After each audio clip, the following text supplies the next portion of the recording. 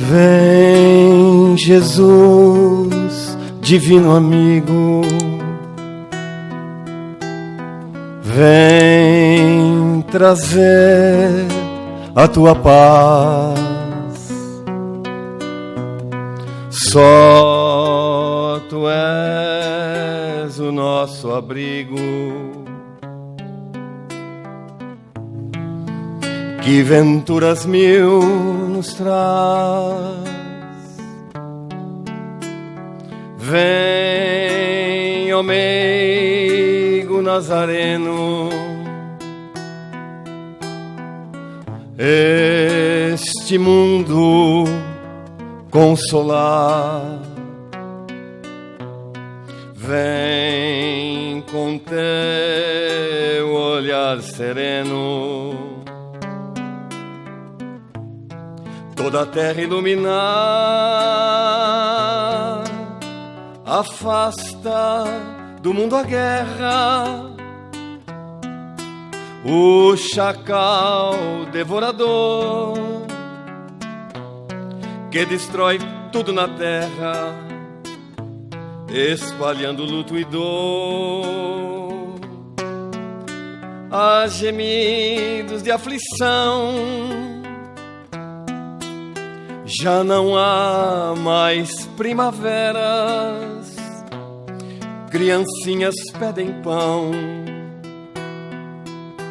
homens lutam como feras. Vem, Jesus, divino amigo, vem trazer a tua paz. Só tu és o nosso abrigo, que venturas mil nos traz. Vem, ó meigo nazareno, este mundo consolar.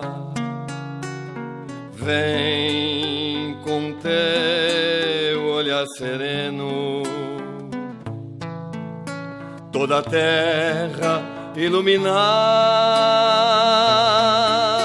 Afasta do mundo a guerra, o chacal devorador que destrói tudo na terra, espalhando luto e dor. Há gemidos de aflição, já não há mais primaveras, criancinhas pedem pão, homens lutam como feras. Vem, Senhor, vem reflorir os caminhos. Vem, Senhor, vem perfumar corações, exterminar a dor e fazer calar os canhões. Vem, Senhor, com teu amor tão profundo, iluminar consciências e fazer feliz o mundo.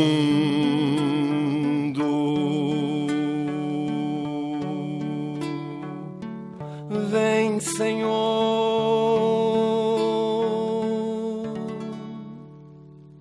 Convidamos agora o nosso irmão Eduardo para nos trazer os ensinamentos da noite de hoje. E desde já agradecemos pela sua sempre preciosa colaboração. Obrigado, Eduardo.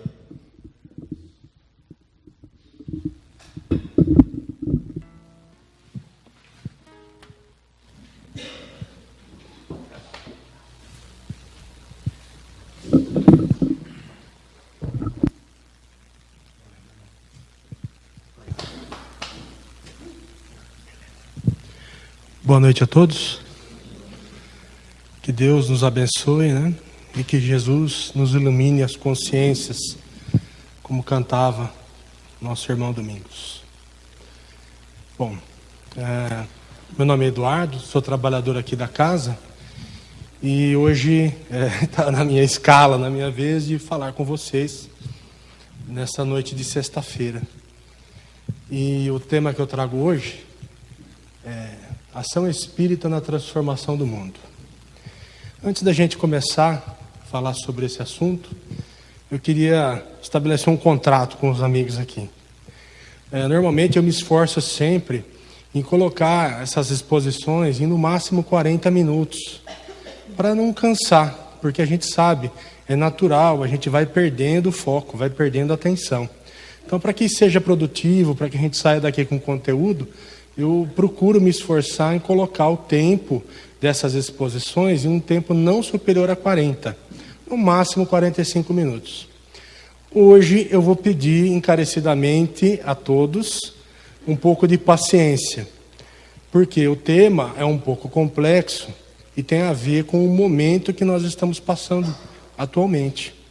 Então, ele demanda um pouquinho mais de tempo. Então, eu combino com vocês assim, que nós vamos chegar lá nos 50, 55, tá? Combinado? E outra coisa, uma outra cláusula do nosso contrato aqui. A tribuna espírita não pode ser usada para fins políticos partidários. Então, eu já estou adiantando para vocês que o tema que nós vamos tratar está ambientado no momento que nós estamos passando. Mas eu não venho trazer aqui política partidária de nenhuma cor. O que eu vou falar serve para mim em primeiro lugar e para todos nós. Certo?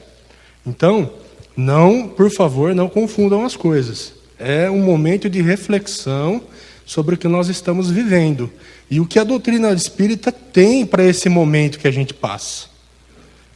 Porque, afinal de contas, a gente vem todo dia, vem aqui para o centro no tratamento, vem aqui nas palestras, para buscar instrução, buscar orientação para as nossas vidas diárias. E o que a doutrina espírita tem para nós?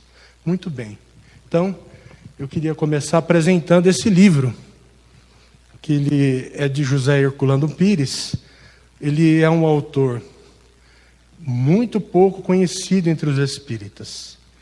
Ele é um filósofo, é um intelectual. Então, para vocês terem uma ideia, esse livro aqui se chama Curso Dinâmico de Espiritismo, o Grande Desconhecido. O que Herculano Pires fala aqui? Que a doutrina espírita, o espiritismo, é pouco conhecido, tanto pelos que estão fora da doutrina, quanto pelos que estão dentro. O verdadeiro espiritismo. Certo? Então, por isso que o título dessa obra, Curso Dinâmico de Espiritismo, Grande Desconhecido. Eu recomendo a todos que façam a leitura, juntamente com as obras básicas. Para vocês terem uma ideia de quem foi Herculano Pires, é importante a gente falar um minutinho a respeito dele. Herculano Pires, ele nasceu em Avaré em 1914, desencarnou em São Paulo em 79. Foi graduado em filosofia pela USP e depois foi filósofo, professor de filosofia da educação e foi professor da Faculdade de Ciências e Letras aqui de Araraquara, certo? E dedicou a sua vida, desde os seus 22 anos, a estudar a doutrina espírita e a buscar compreendê-la. E dedicou a vida inteira em difundir a boa doutrina. Ele tinha programas de rádio e tem uma obra intelectual vasta, extensa, que é importante que a gente busque conhecimento, busque nesse manancial entendimento para nós, para que nós tenhamos contato com o que realmente nos diz a doutrina espírita. Chico disse a respeito de Herculano Pires, essa frase ali, o metro que melhor mediu Kardec. Então, na visão de Chico, talvez a pessoa que tenha conseguido compreender melhor as ideias de Kardec e as ideias da doutrina espírita. Certo? E nesse livro que eu mostrei aqui para a gente, ele tem um capítulo 17, que tem exatamente esse título, ó, Ação Espírita na Transformação do Mundo. A apresentação de hoje é baseada nesse capítulo, não é o capítulo, não vou apresentar para vocês o capítulo em si, mas é baseada no capítulo, certo? Por quê? O que a doutrina tem para o mundo? O que ela tem para nós, diante do problema que a gente vive? Quais as soluções? Porque é fácil apontar os problemas, mas quais as saídas? Como a gente pode melhorar o mundo que a gente vive? Né? Como a ação espírita pode transformar o mundo? Porque a gente costuma dizer, o mundo é cruel, o mundo é duro, o mundo é corrupto, corrompido. Mas aí vem a grande primeira pergunta. Opa! Quem é o mundo? Alguém se arrisca a responder? Quem é o mundo? O mundo não é mau, o mundo não é bom. O mundo é o que nós fazemos dele. Ele é a soma do que cada um de nós é ainda. As nossas instituições, o judiciário, o executivo, o legislativo, são instituições corruptas. As instituições não são corruptas. Corruptas são as pessoas que ocupam os postos das instituições. O mundo é feito à nossa imagem e semelhança. Fala Herculano Pires que disse: a luta do homem para transformar o mundo é a luta do homem consigo próprio. Pois é ele quem faz o mundo e o faz à sua imagem e semelhança. Então, se as nossas instituições são corruptas, elas são corruptas graças à nossa corrupção. Se nós vivemos trabalhamos tanto, 5, 6 meses do ano para pagar impostos e tributos, e esses impostos são todos que deveriam ser aplicados na saúde, na educação, na segurança pública, são todos desviados. São desviados por quê? São desviados porque as pessoas que ocupam os cargos saem do extrato do qual nós somos parte. Do mesmo caldeirão. Na média, o brasileiro é corrupto. O Herculano Pires está ficando louco, a doutrina espírita não faz isso, não fala isso. Agora eu quero agradecer ao meu irmão Domingos aqui, que a gente estava trocando ideia sobre a palestra, ele indicou a pergunta. Questão 215, Livro dos Espíritos. Kardec pergunta: o que é que dá origem ao caráter distintivo que se nota em cada povo? A espiritualidade responde: também os espíritos se agrupam em famílias, formando-as pela similitude de seus pendores, mais ou menos puros conforme a elevação de que tenham alcançado. Pois bem, o povo é uma grande família, formada pela reunião dos espíritos simpáticos.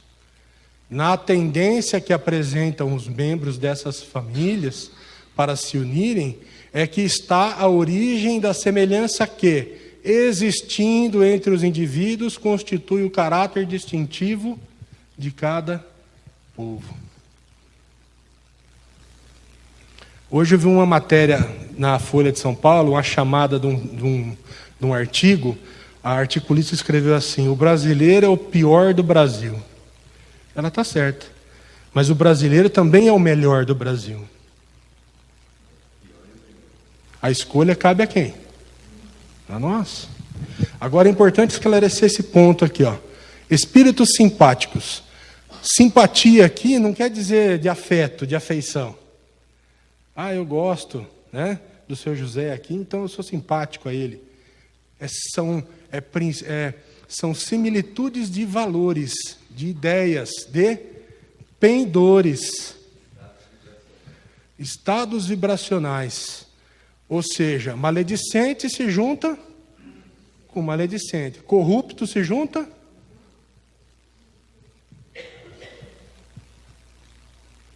Porque é fácil nós ficarmos apontando os problemas sem a gente buscar a solução efetiva.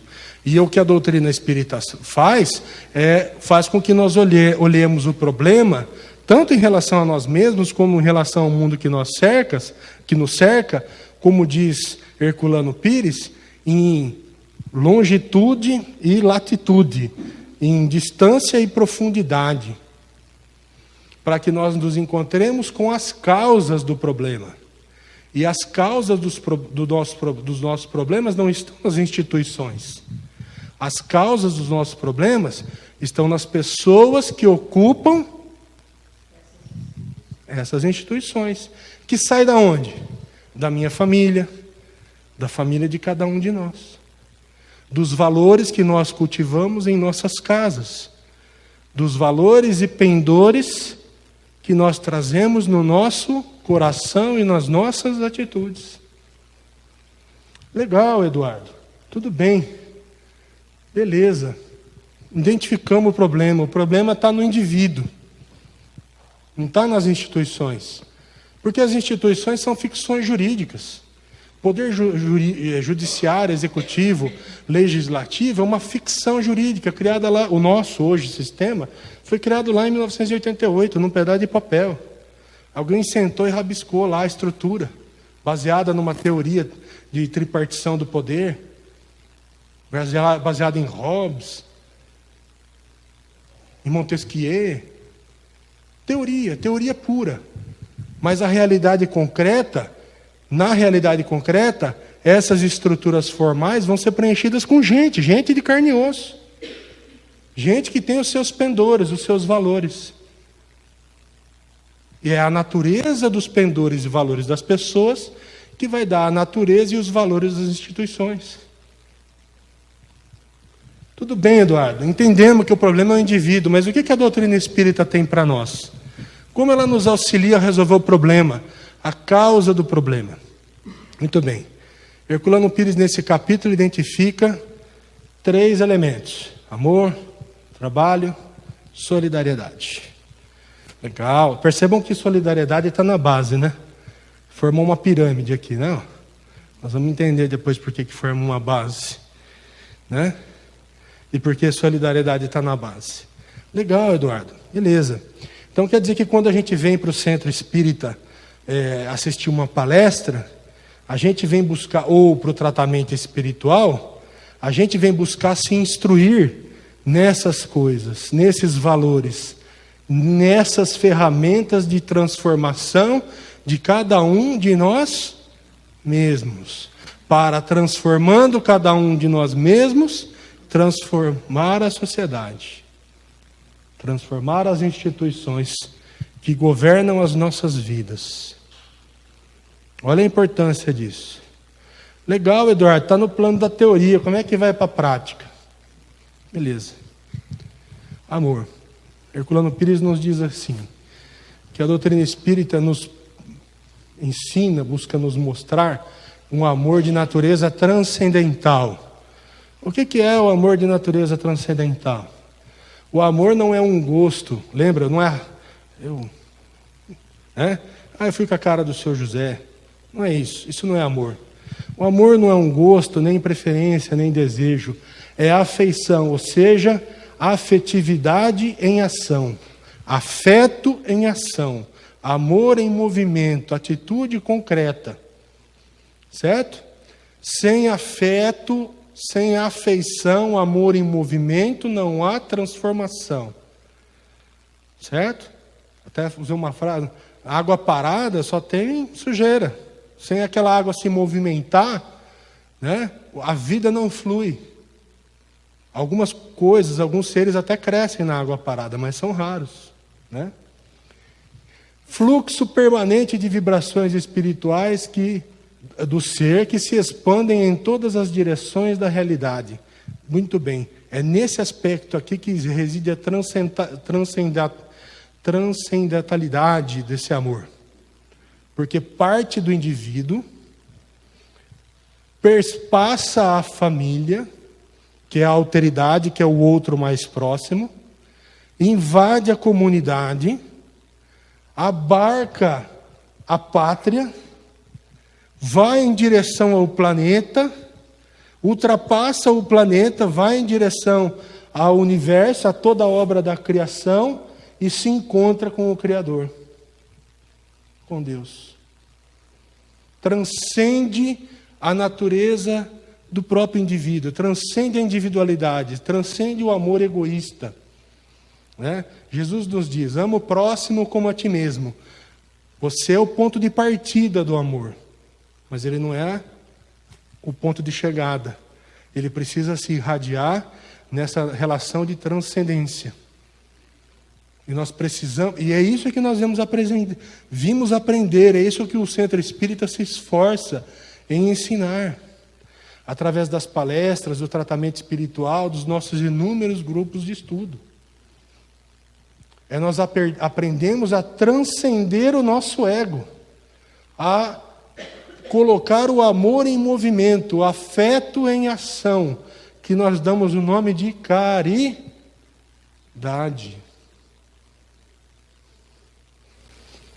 Herculano Pires continua.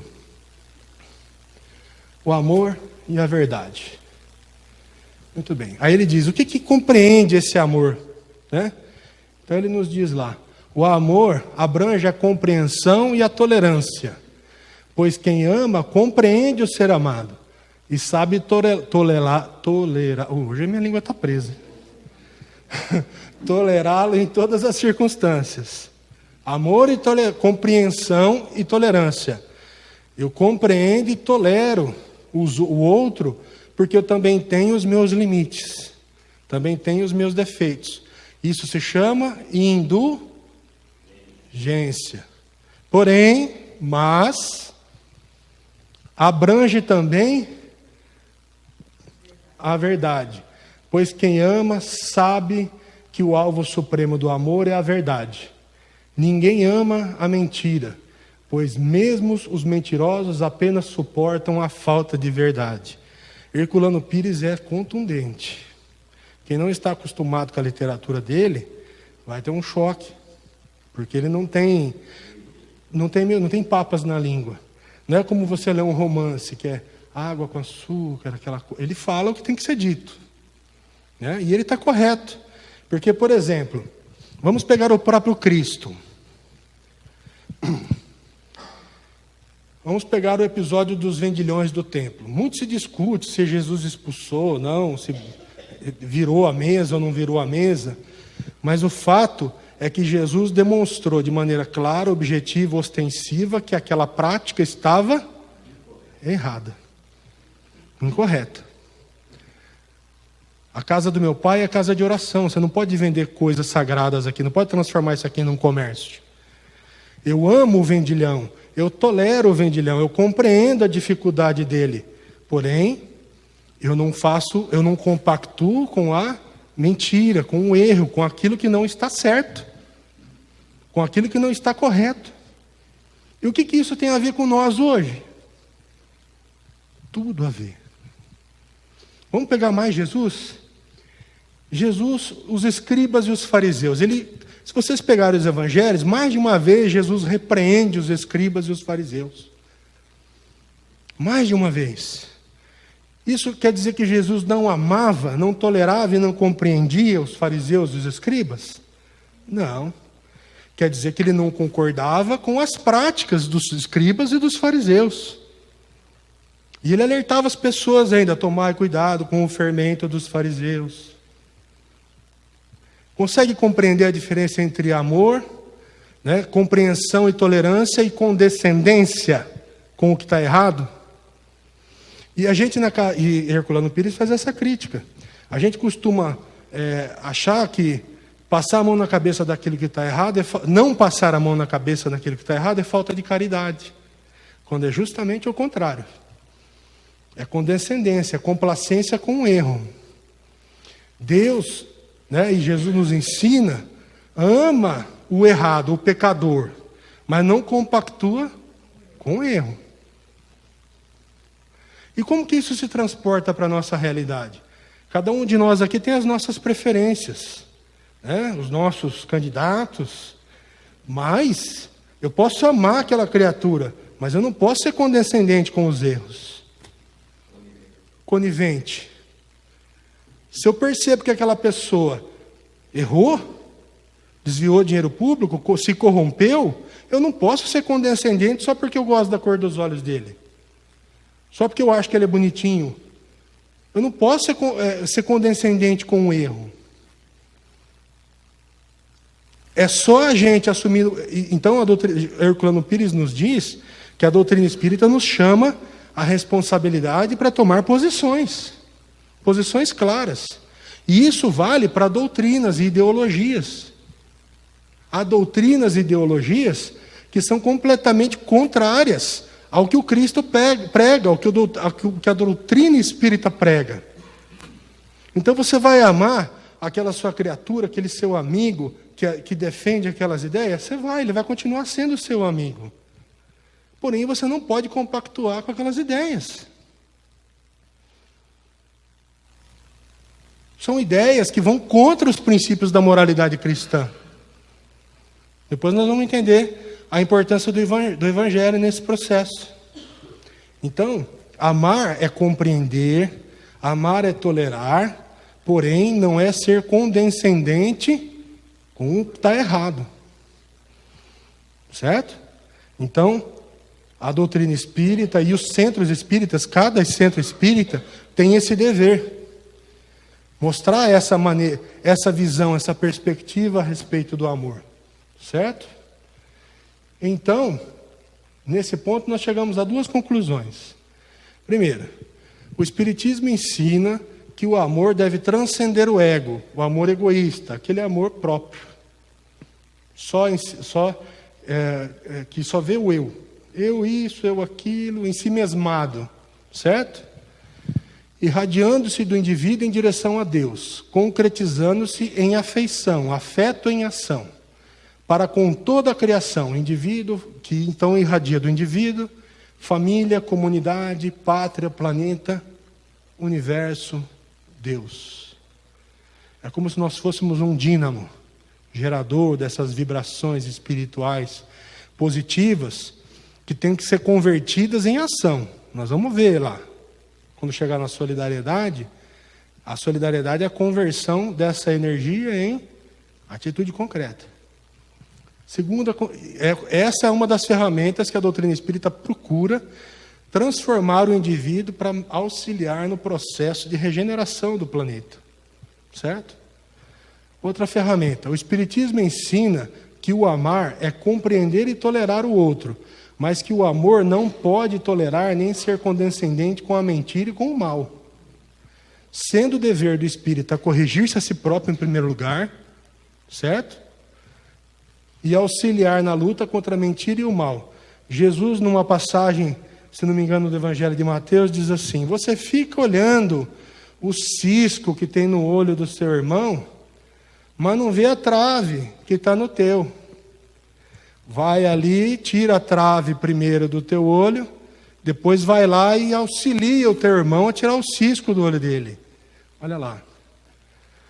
É dever do espírita corrigir-se em primeiro lugar e auxiliar na luta contra a mentira e o mal. Há valores morais absolutos que a gente precisa encampar ou não. Vida, por exemplo, é um valor moral absoluto. Para a doutrina espírita, nem se fala. Né? E há ideologias, há políticas que atentam contra esse valor vida. Então são coisas incompatíveis. E não dá para querer ser as duas coisas, pisar nas duas canoas. Ou você é espírita e cristão, ou você é outra coisa. É duro, né? Herculano Pires é duro. Mas é necessário, Tá? Outra ferramenta, trabalho. Falamos do amor, né? Essa dinâmica, esse dínamo de vibrações espirituais que faz nos agir na direção e fazer as escolhas corretas. Aprender a amar. Amar é tolerar, é respeitar, porém não pode ser condescendente com o erro. Trabalho. Dentro dessa dinâmica, primeira situação, primeiro ponto para a gente começar a trabalhar. Conceito espírita de trabalho. Questão 675, de Livro dos Espíritos. Só devemos entender por trabalho, senão as ocupações materiais? Resposta: não. O espírito também trabalha, como o corpo. Ponto. Toda ocupação útil é trabalho. Parece singelo, parece sem importância, mas tem uma importância fundamental. Porque dentro do materialismo, das correntes filosóficas materialistas, o homem trabalha única e exclusivamente para a manutenção das suas necessidades pessoais. Para comer, para se proteger, para se abrigar, para se vestir, ou para ter poder, ou para adquirir coisas que lhe deem poder. Certo? Essa é a perspectiva materialista da ideia de trabalho. Aí vem a doutrina espírita e diz: toda ocupação útil é trabalho. O que a doutrina espírita está dizendo para nós? Que o homem não trabalha somente para a manutenção das suas necessidades espirituais. E que o trabalho tem 3 dimensões. E que está atrelada à lei do progresso. Vamos lá. Na visão espírita, tudo trabalha na natureza, 677. E para o homem e a sociedade, o trabalho é também meio de progresso intelectual e moral. Visão tridimensional do trabalho. De modo que, diferentemente da visão materialista, o homem não trabalha apenas para sobreviver ou adquirir poder e posses, mas também para desenvolver a inteligência, ampliar o conhecimento e o senso moral da solidariedade. Visão tridimensional do trabalho. O homem trabalha para se manter, para poder sobreviver materialmente, mas ele trabalha também para desenvolvimento intelectual e moral. O trabalho, na visão espírita, na visão dos espíritos, na visão da doutrina espírita, é uma ferramenta de progresso que desemboca na solidariedade. E é isso o que as casas espíritas buscam ensinar. Quando a gente vem aqui chamar, convocar as pessoas para o trabalho, né, a gente fala: olha, você quer trabalhar, mas você precisa estudar. Ou que tem gente que diz que é médium, mas que para sentar num grupo de estudo não vai. Ele quer sentar, dar a comunicaçãozinha dele, ou dar lá os passezinhos dele e ir embora para casa. Ele não quer se preparar. Então o trabalho para ele não tem essa tridimensionalidade. Não tem esse progresso moral e intelectual. Então é necessário, quando a gente convida para o trabalho, é necessário que nós saibamos que é necessário a gente se preparar, se instruir e poder desempenhar da melhor maneira a nossa atividade, que essa atividade tem essas 3 dimensões. Não é só para a prática da caridade, mas é também para o desenvolvimento da minha moralidade, da minha intelectualidade e propiciar o meu contato solidário com os meus outros companheiros de trabalho e com as pessoas que eu atendo. Seja no centro espírita, seja lá na minha repartição pública, seja no meu comércio, seja na minha função que eu atendo lá numa determinada empresa, ou seja, cuidando da família em casa, como mãe, trabalhando como mãe, como dona de casa. Que hoje em dia é a função mais nobre que tem, porque trabalha na base, trabalha na matéria-prima de que a sociedade é feita. Essa gente que está chegando, que vai mudar a cara se a gente trabalhar corretamente. Os valores morais. Vai mudar a cara do mundo. Ou vai permanecer como está. Escolha nossa. Muito bem. Aí Herculano Pires diz, né? Nessa linha de ideias, certo?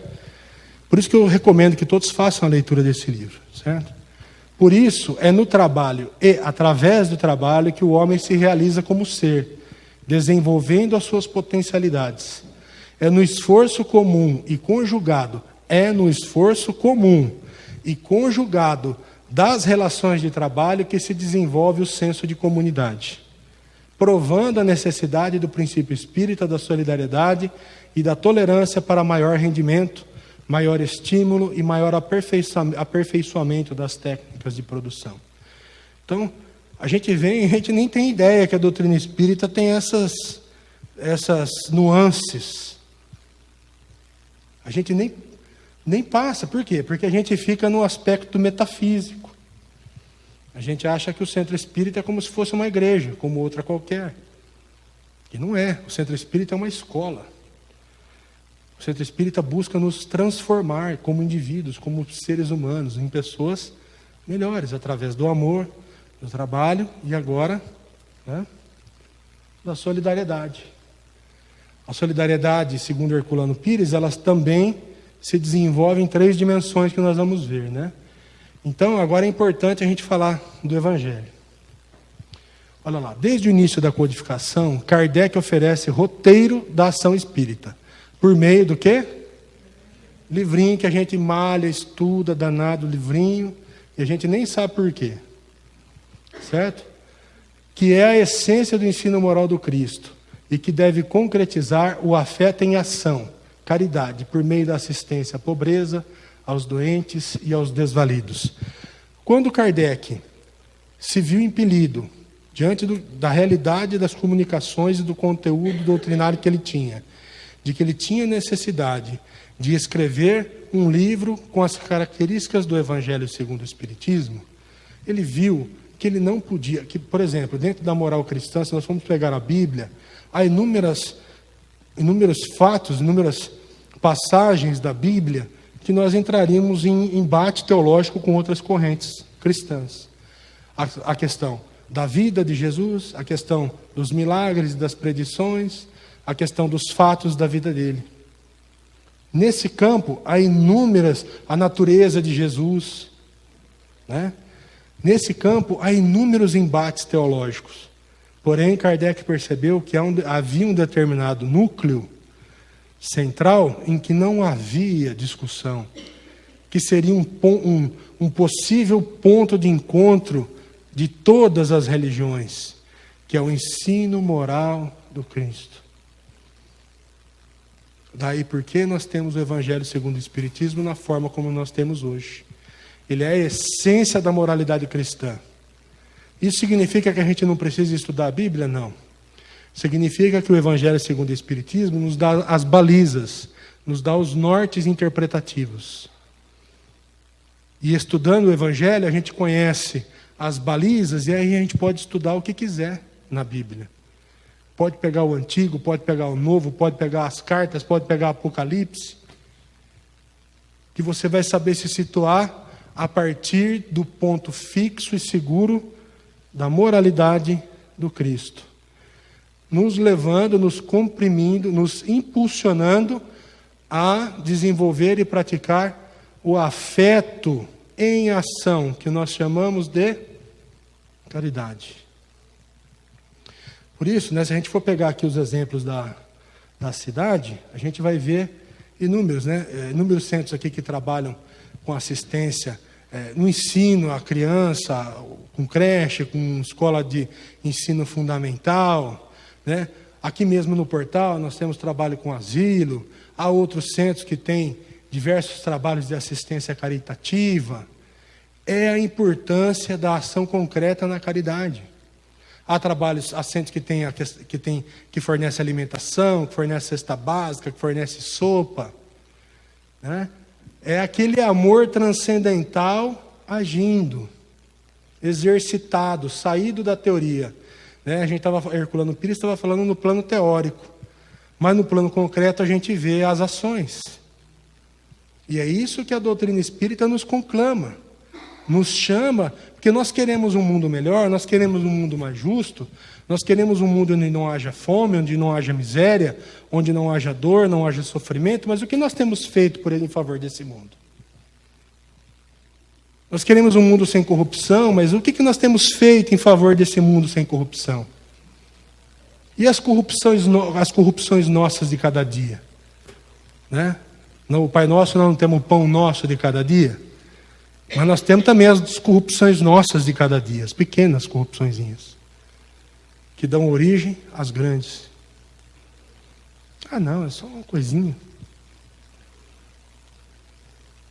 Né? Então, amor, trabalho e solidariedade em ação.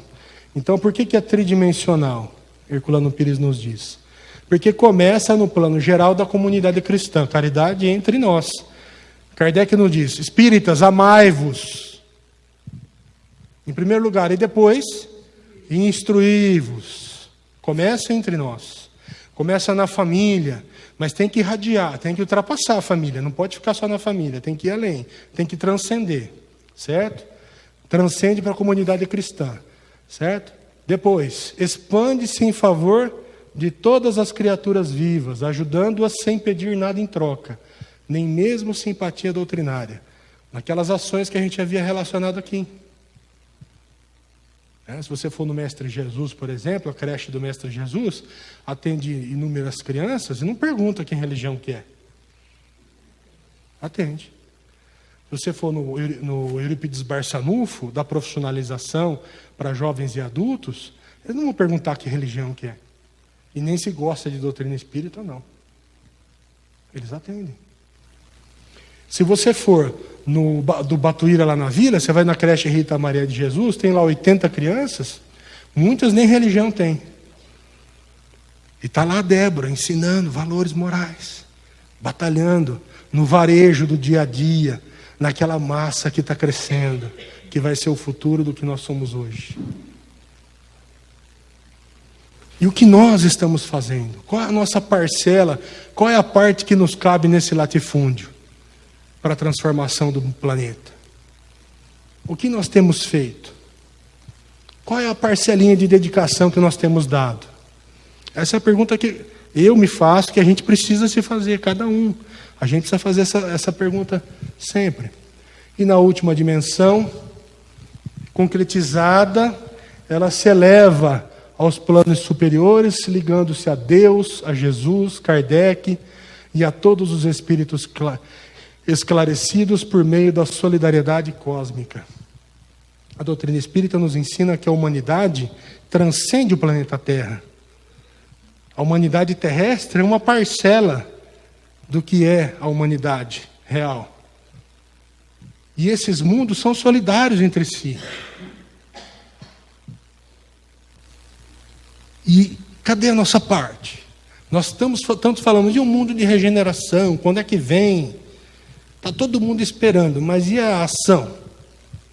O que nós podemos fazer para esse mundo de regeneração ser verdade? É isso que Herculano Pires está falando para nós. Precisamos dar a nossa contribuição. Amor, trabalho, solidariedade. Vejam que a solidariedade está na base. É a ação concreta. E o topo da pirâmide é o amor. Porque é através da solidariedade, por meio do trabalho, que a gente atinge o verdadeiro amor transcendental. Porque é no trabalho, no exercício da solidariedade, que a gente se nega a si mesmo. Que a gente transcende. Porque a partir do momento que eu escolho tirar algumas horas do meu dia para prestar um serviço para alguém, eu estou negando o meu ego. Negando o meu ego, eu estou transcendendo a mim mesmo. E estou trilhando daquela base da solidariedade através do trabalho e em direção ao amor divino, ao amor transcendental, real, concreto. Muito bem. Chegar desse ponto, eu não sei, olha, eu acho que foi até mais rápido do que eu imaginei. Fluiu bem, graças a Deus. Vocês me desculpem assim a maneira como eu estou falando, né? Mas é porque Herculano Pires tem essa linha, esse estilo direto, objetivo, embora ele seja profundamente filosófico. Aí cabe a nós fazermos o trabalho de nos dedicarmos ao estudo para buscar a compreensão. Certo? Porque a gente já está num ponto em que a gente não pega só papinha mastigadinha, a gente já pode mastigar coisas mais sólidas. Então, é importante fazer o trabalho. E ele tem, e a gente acaba se contaminando. Eu peço até desculpa se eu acabei me excedendo nessa excitação, né? E agora, a gente já está no ponto que talvez seja o mais importante para a gente refletir sobre isso. Por quê? Porque diante do que a gente viu, a gente na verdade vive o que está acontecendo aí, que aconteceu nesses últimos 10 dias, desde sempre, né, Raquel? Quantos anos nós estamos aí, né, Domingos? Desde que eu sou criança, eu ouço falar de desvio de dinheiro público da saúde, de desvio de dinheiro público da merenda escolar, de desvio de dinheiro público das empresas estatais, né, de mala de dólar para lá. Isso é uma novidade. E de outras vidas. Agora, nós estamos efetivamente cansados disso?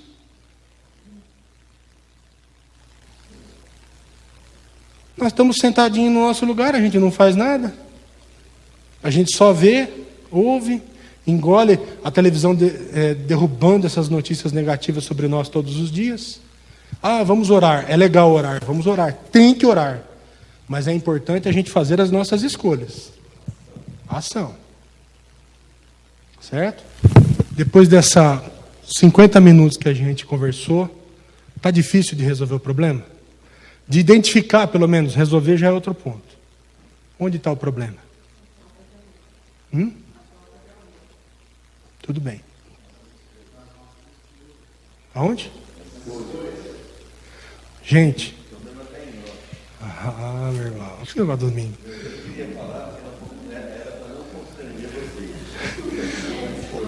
O problema não é o sistema de governo.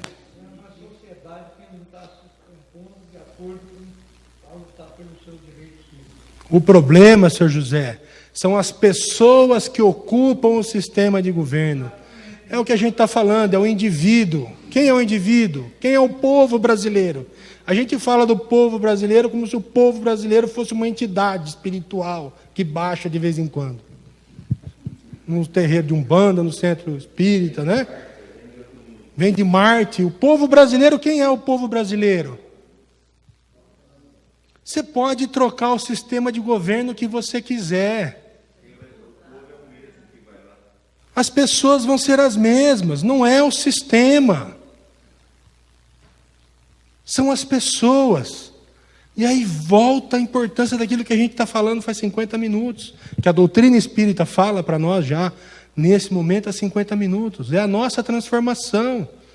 Nós não podemos, quando a gente é chamado à responsabilidade, esquecer os valores morais que a gente aprende aqui. Vale para o mundo inteiro. Se a gente aprende aqui que não pode desviar dinheiro público, por que eu vou apoiar no político, o político que está comprovadamente demonstrado que ele desvia dinheiro público? Independente da cor do partido. Se a gente aprende aqui que o valor vida é um valor fundamental, por que eu vou apoiar o partido político que defende aborto? Se eu aprendo aqui que o corpo físico é sagrado, que é a ferramenta de progresso, que é a ferramenta de elevação espiritual da criatura, por que eu vou apoiar ideologias ou partidos que defendem a liberação de drogas?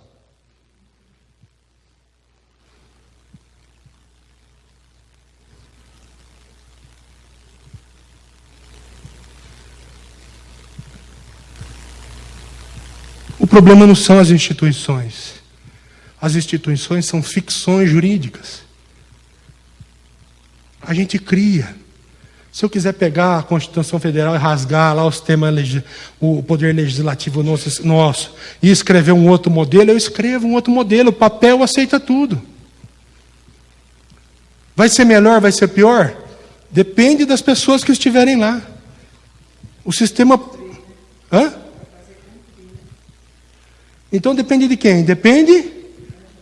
Parece piegas, mas é aquela musiquinha. Depende de nós. E quanto tempo ainda vai levar para a gente se conscientizar disso? Quantas palestras espíritas, quanto passe, quanta água fluidificada nós vamos ter que tomar para a gente despertar para os valores que a gente aprende aqui nas palestras, nos tratamentos. Jesus ama a todos. Deus ama a todos. Mas ele não é condescendente com o erro. Para o erro existe lei de causa e efeito. Aí, para a gente encerrar, compreenderam que o problema não são as instituições? Se a gente quiser trocar, a gente pode trocar. Mas isso não quer dizer que vai funcionar. Não é que não é para trocar. Se de repente as coisas se convulsionarem de tal maneira que a gente chegar nesse resultado, mas em outubro está aí, nós vamos ter que votar em alguém. Não votar não é o caminho. Se a gente votar nulo, vai ser eleito aquele que tiver mais voto, e pode não ser aquele que a gente gostaria. Porque é sagrado que 30% você pode fazer a campanha que quiser, 30%. Não vamos partidarizar a coisa. Não estou dizendo o quê? Tem 30% da população que sempre vai votar. Certo? Os amigos, os parentes, sempre vai. Entendeu? Então, para fechar, para a gente poder amarrar e voltar para a doutrina espírita como ferramenta de transformação do mundo, a gente vem aqui aprender amor. O amor é essa transcendentalidade que ultrapassa o dínamo individual, o dínamo dos meus sentimentos, do meu coração. Abarca a minha família, abarca a alteridade fora da minha casa, invade comunidade afora, minha pátria, meu planeta, o universo, e vai de encontro com o nosso Criador. Só que esse dínamo, a força desse dínamo é impulsionado pela ação, que é o afeto em ação, e pelo trabalho, que é solidariedade. Entendermos que todos estamos no mesmo barco, todos estamos amarrados no mesmo destino. Lembra da questão 215? O povo que se une, os mesmos pendores? Ninguém é uma ilha. Tudo que eu faço tem consequências, por mais que eu não enxergue. Tem consequências imediatas e imediatas, próximas e distantes. Então, Herculano Pires eu fecho, né? Então, se quisermos mesmo ver um mundo melhor, se quisermos mesmo ver um mundo onde a corrupção não seja, talvez no mundo de provas e expiações, a gente sabe que o mal ainda existe. Então, até no mundo de regeneração. Então, até no mundo de regeneração, muito provavelmente, talvez ainda haja resquícios. De maneira que talvez não seja possível para nós nos livrarmos dela. Mas talvez seja possível nós diminuirmos consideravelmente a ponto de não nos causar tanto problema, de não causar tanta gente morrendo em fila de hospital, sem remédio, sem assistência médica, sem equipamento. De não causar as escolas sem educação de qualidade. De não causar gente desviando dinheiro da merenda, mandando criança comer ovo. São as nossas ações, as nossas atitudes. Então, se quisermos, escolha nossa, livre arbítrio, se quisermos. O Espiritismo aprofunda o conhecimento da realidade universal e não pretende modificar o mundo em que vivemos através de mudanças superficiais de estruturas. Olha o videozinho aí. Mas o homem espírita vê mais longe e mais fundo, buscando a causa dos efeitos visíveis. Aonde está a causa dos efeitos que a gente vê? Aonde? Em nós. Na média do que nós somos como povo. A causa está aí. Identificamos a causa?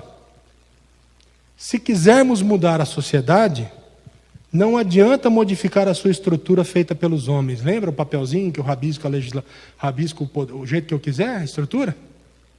Mas modificar os homens que modificam as estruturas sociais.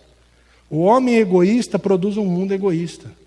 O homem altruísta produzirá um mundo generoso, bom e belo, que todos desejamos. Não podemos fazer um bom plantio com más sementes. Temos de melhorar. Quem são as sementes?